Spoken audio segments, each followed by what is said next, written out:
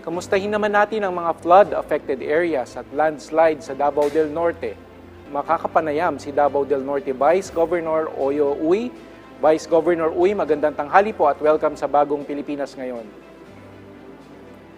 Magandang araw, Yusek Edu and Ma'am Ninya. Happy Valentine's Day. Yes, Happy Valentine's Day, Vice Gov. Vice Gov, kamusta po ang panahon ngayon dyan sa inyo sa Davao del Norte, lalo pat may easterlies ang advisory nilabas na Pag-asa nitong nakaraang araw?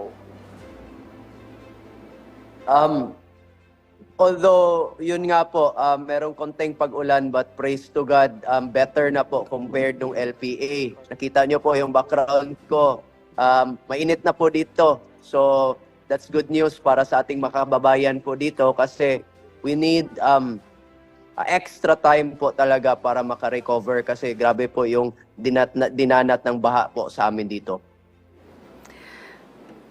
Vice Governor, may mga low-lying areas pa rin po ba na patuloy na naaapektuhan ng sama ng panahon nitong mga nakalipas na araw? At kumusta po ang ating mga kababayan ngayon at ang kanilang mga tirahan?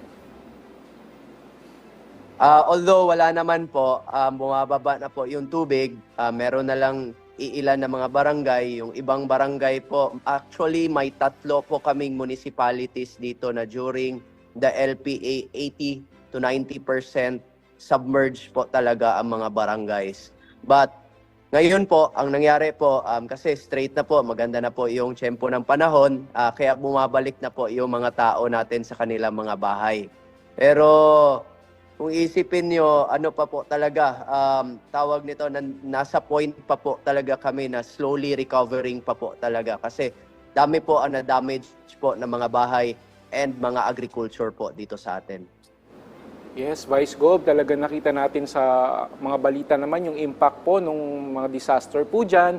Hingi po kami na update, Vice Gov, sa relief operations naman para sa mga kababayan nating apektado ng pagbaha at landslides dyan. Kamusta po ang assistance mula sa national government, Vice Gov?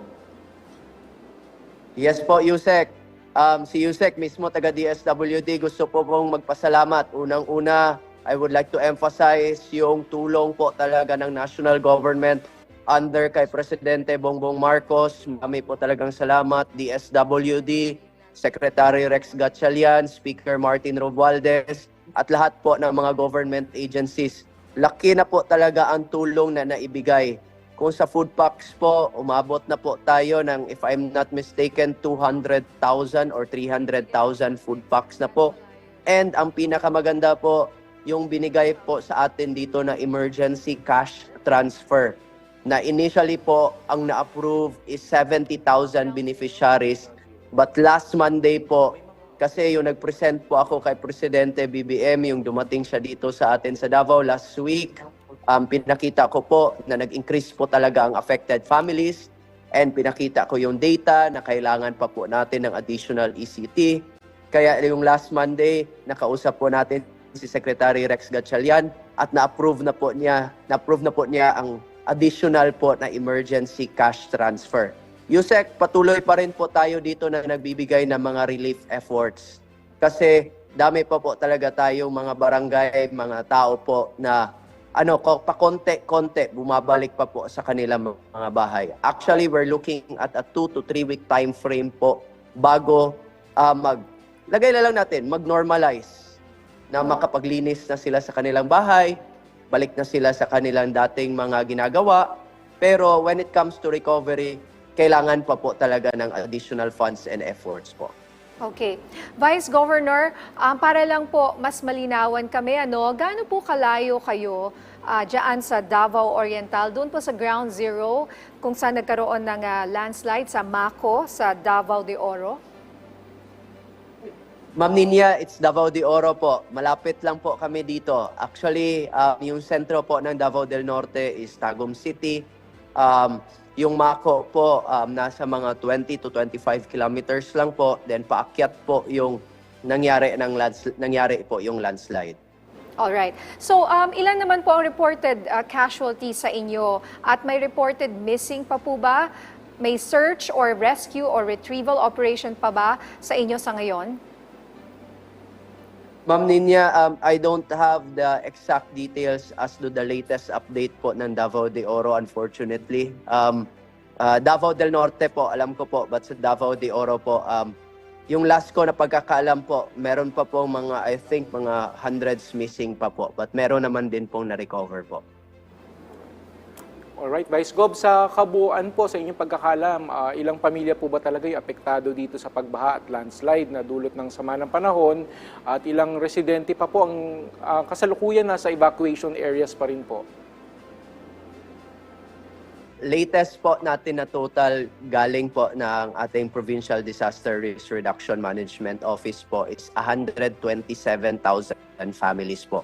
We are still counting, we are still assessing yung mga different LGUs assessing pa po as to the damage.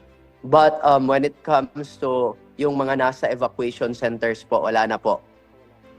Okay.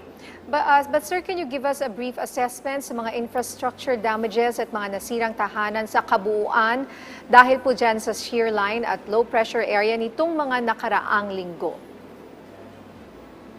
Yung partial latest report na binigay ko po kay Presidente last week, umabot po tayo, total damage to agriculture and infrastructure is 1.2 billion.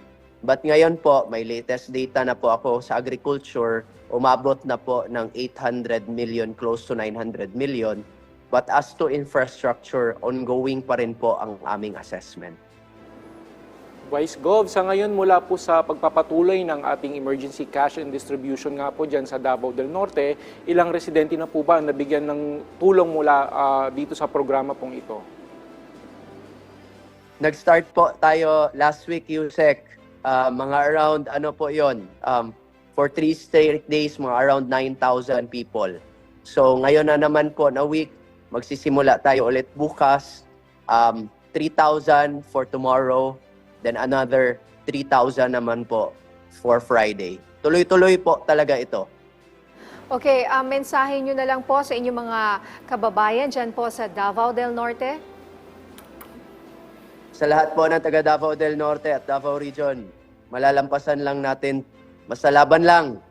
Kaya natin to. And gusto ko lang po i-emphasize ulit, unang-una sa lahat po ng mga volunteers, yung sa pagbaha, down the barangay, BDR, ating mga volunteers sa barangay, barangay functionaries, mga LGUs po natin na nagtulungan, and provincial PDR po natin, and lastly po yung national government.